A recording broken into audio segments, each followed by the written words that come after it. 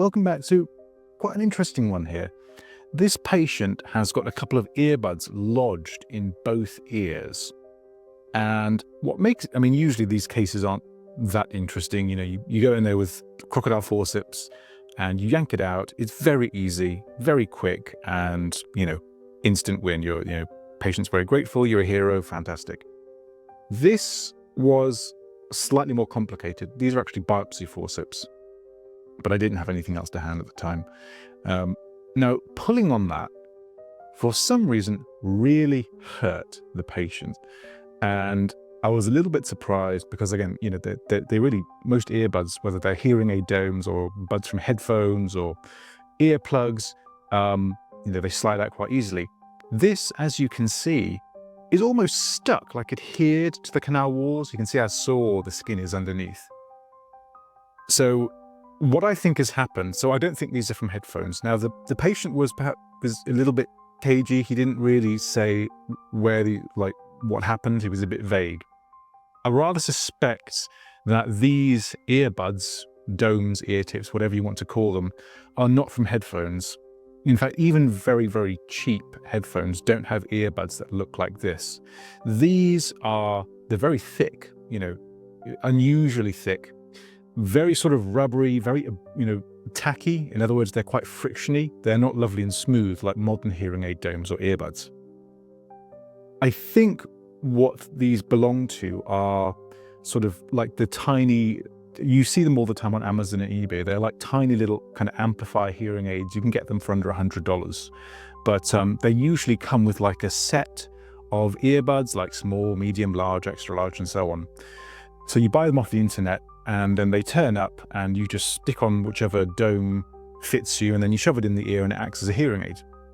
And when I take it out, you'll see exactly why I think that, because they don't really look like any sort of modern brand of headphone earbud that you would get. What I've done just with that little tool, that's a Cawthorn number 8, is I've skimmed round in order to loosen it from the skin underneath. We managed to get it out here. These little crocs, the biopsy forceps were no good. These are just like normal crocodile forceps. They're actually really rubbish. I don't like using them. But I had no kind of good Hartmann forceps with me at the time. So we managed to get this out. Now that looks very, very suspiciously like those kind of earbuds that I mentioned that come in a set when you buy hearing aids off the internet. And so I guess kind of the fact that it was kind of cemented onto the ear canal wall was a source of pain. And then, of course, big old plug of wax, which is being pushed right down into the ear canal. And the inner 2/3 of the ear canal are very thin, skin on bone, very sensitive, very likely to cause discomfort if it's under any kind of pressure or if there's like a big plug of wax pushed down there, which there is. So we'll get rid of this. Eardrum looks actually quite good.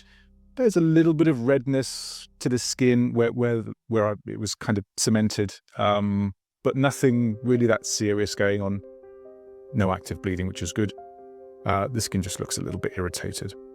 So anyway, I was skimming round and see right there's potentially some hematoma, but it's not really anything to worry about. So yeah, I skimmed around with the Cawthorn. This side here was significantly more painful. So again, I thought I would go in with, I'm going to call them snub nose Crocs. They're nowhere, they're just a pain in the neck, really. They're nowhere near as good as the regular Crocs. But anyway, grabbing onto this side was significantly more painful. He didn't like jump through the ceiling or anything. He would have probably if I'd persisted and yanked it out. He probably would have jumped through the 2-story building and up into the sky. But he kind of let out kind of a little yelp.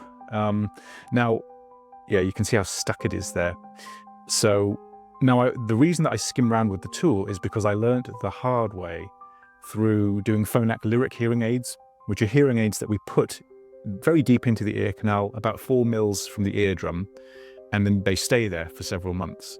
Now, if those hearing aids get wet, they tend to stick to the ear canal quite significantly, and they're very difficult to remove. And if you yank on them with forceps, you will cause quite a mess. You know, there'll be bleeding, hematoma, patient will be, you know, in massive amounts of discomfort. So what I've learned to do is grab a cawthorn hook, number 6, number 8, whatever, skim round, detach it from the canal, and then you can pull it out relatively easily. But you have to lay the groundwork, and that's what I'm trying to do here. Again, you'll notice that I'm not really pulling with the Crocs. I'm just kind of going up and down like that to try and loosen. So it's sort of slow and steady wins the race, really. But I have to say, and you can see how thick and rubbery these tips are. So whilst they will kind of work, they are quite unsuitable, really, to be shoved into ears. I mean, obviously, they've come off the hearing aid as he's tried to extract it and then got stuck in the ear. So really, probably not a good material to use. So again, going in with the cawthorn, again, I think a St. Bart's hook here would just be annoyingly large. Again, just wiggling here just to try and detach it. He's okay with this. He doesn't mind this at all. Again, I'm sort of communicating with him all the time going, is this hurt? Does this hurt? And anytime he says that it's uncomfortable, I just simply move to a different area and start again detaching, and so on. Going in with the snub nose Crocs. And this is where I get it, I think. Yeah. So again, it's not just a pull, it's a kind of pull and up and down motion. And whilst it does take a while, it's totally worth it. So there we go, slightly different shape. I guess this is just a different size that came in the kit. And going back in, again, there's wax in the ear, which I guess probably made the hearing aid ineffective or feedback, which is like whistling or squealing from a hearing aid. Again, you don't tend to see it much these days with modern hearing aids. But kind of older style hearing aids or analog hearing aids, if the sound bounces off the wax and leaks back into the microphone, then it will squeal and stuff like that, which can be really annoying. But modern digital hearing aids have all sorts of very, very clever processing strategies to stop feedback.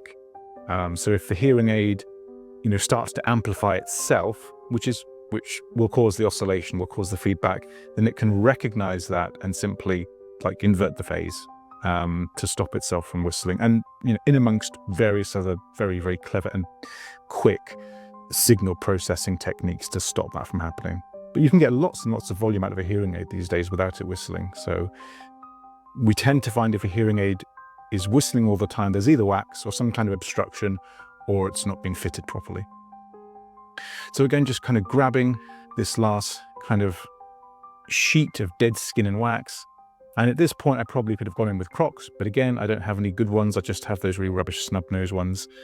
I can't remember where I bought these actually. I think I bought them on a whim and thinking, hey, these will be great. They look really tiny in the picture, but they're just completely friggin' useless. So we'll have a look at the eardrum and ear canal. It looks okay, doesn't it? It looks relatively unscathed. And obviously patient having those removed, having all that pressure gone and the wax gone and stuff, feeling miles better. And I just advised him that if he needs a hearing aid, I did it tactfully, but I said, if he needs a hearing aid, get referred to the NHS or go to a reputable independent provider and you can look at private hearing aids there. So there we go.